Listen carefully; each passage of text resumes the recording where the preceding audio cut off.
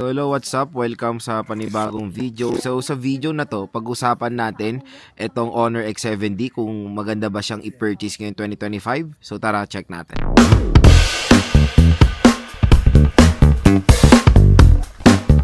So yan, itong Honor X7D ay recently lang to lumabas sa Philippines at meron tong SRP for the 8GB 256 na around 9,000 pesos.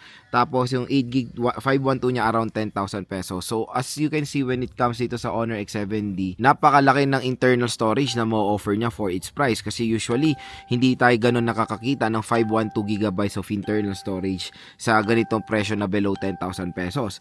Pero magandang balita, pag bibili niya to sa online, ay mura at bagsak presyo lang to. Take for example, yung 8GB 256 na ito na 9,000 pesos, makukuha nyo na lang to sa online ng 7,000 pesos. Dito lang yan sa ating View Products. Dito lang kayo bibili nitong Honor X7D.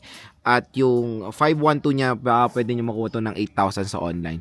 So napakamura at ang maganda dito, tingnan nyo, meron pang always on display itong si Honor X7D. Napakalaki ng screen size niya at sobrang taas ng nits of brightness niya. So when it comes sa nits of brightness nitong smartphone na to, ayan o, taas o. Oh, tingnan nyo naman sa display pa lang, hindi nyo na gano'n nakikita dito, di ba? So, TFT LCD siya, hindi po siya IPS LCD display. 6.77 inches with the resolution of HD Plus 720p etong si Honor X7D. At meron po itong 120Hz screen refresh rate. So, check natin. 120Hz screen refresh rate itong si Honor X7D. Refresh rate, ayan, high. So, nakalagay lang dito is up to 120Hz. So, meaning hindi siya nakafix sa 120Hz pag gagamitin nyo tong smartphone na to. So, meron naman tayong dynamic refresh up to 120Hz to balance smoothness and battery. Refresh up to 120Hz. Highly smooth visual uses more power. So, dun tayo sa dynamic para mas okay siya. Pero up to 120Hz siya. So, meaning, may mga scenario na gumagamit lang tayo ng 90Hz. Hindi po all the time naka 120Hz screen refresh rate tayo. So, explore natin yung about phone ng Honor X7D. Meron tayo ditong Qualcomm Snapdragon 685 with an octa-core CPU po ito at ang GPU niya is Adreno 610 at meron tayo ditong 8GB of extended RAM. So, itong extended RAM, magandang i-clear sa inyo mga ka-J-Vlog na hindi po naman siya ganun ka-useful, especially for gaming. Wag kayo malilin lang, especially sa mga ibang brands na sinasabi nila 16GB of RAM.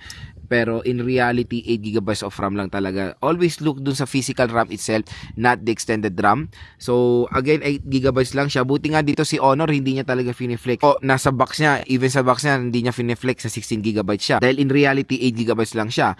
Malaki rin naman ang battery niya, 6,500 mAh. Ayan, non-removable battery. So, 35 watt fast charging rate din naman siya. When it comes sa charging rate yan, siguro mga 1 hour and 30 minutes pwede mo full charge itong smartphone na to, and meron siya resolution na HD plus 720p. So medyo ito lang ang problem ko dito sa Honor X7D when it comes sa kanyang resolution, kasi 720p for its price, hindi yan perfect fit mga J-Vlog. Sobrang big no-no po yan, and naka Android 15 siya with Magic OS 9.0. Security patch niya nung April pa, wala pang ganong update. So nasa latest software naman na siya, so check natin. Let's check na rin. So, Magic, ayun, meron, is up to date siya, 9.0.0.1. Magic OS 9.0, so Android 15 siya. Ayan, so sa camera naman, usapang camera, mataas yung camera nito. Meron tong camera na 108 megapixel, square shape camera module siya. Pero again, yung mga ibang camera nito is useless dahil depth sensor lang naman siya and all. And meron siyang 8 megapixel front facing camera. Sa video naman, ang pinaka-max mo offer ng Honor X7D is HD 720p. Ay full HD 720p up to 30 FPS. So wala siyang support sa any 60 FPS. And when it comes sa camera performance for 108 megapixel, I think hindi siya ganun kaganda.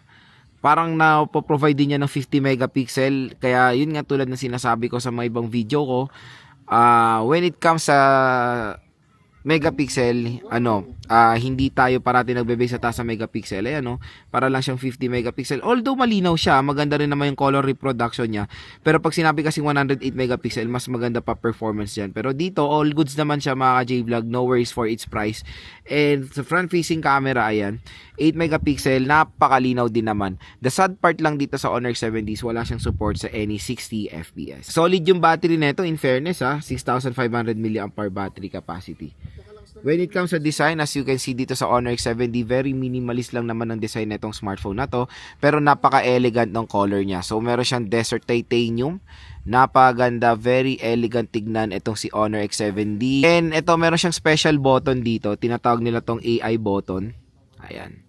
Check natin So ito yung AI button. So parang sabihin na natin shortcut button siya na parang sa iPhone na action button. So AI mobile assistant. So pwede natin clean up yung smartphone. Ayan, screenshot, flashlight, calculator. Pwede nyo i-edit. And dito sa right side pala, nandito ang ating power button / fingerprint scanner and yung volume rocker. Sa taas naman ng smartphone is a microphone in the IR blaster.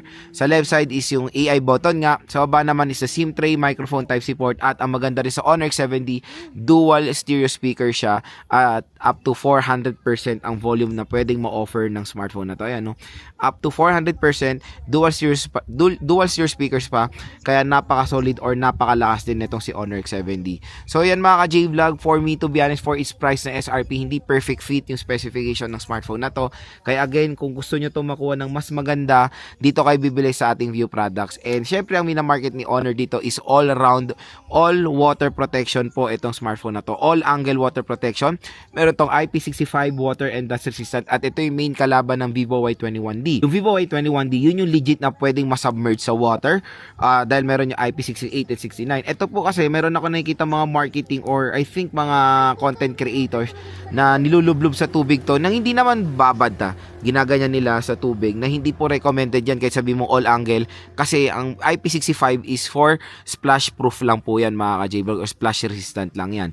So pwede siya matalsikan ng tubig or mabasa sa ulan, yung mga ganyan na tumutulo-tulo yung tubig ng ganyan. Pero pag nilublob nyo ng ganyan, inulit-ulit nyo, there's a possibility ma-compromise yung loob niyan. So IP65, napakataas naman yan pero mas better pa rin yung doon sa Vivo na IP68. Yun yung legit na pwede masubmerge sa tubig within 30 minutes lang. So, pero depende na lang kung magkano siya makuha. Kaya dito sa ating View products, mura lang siya, around 7,000 pesos. There's a possibility na makuha nyo tong smartphone na to. And the 512GB, pwede nyo siya makuha ng 8,000 pesos. Kaya ano pang hinihintay nyo? Dito na kayo bibili sa ating View product dahil mas sulit dyan.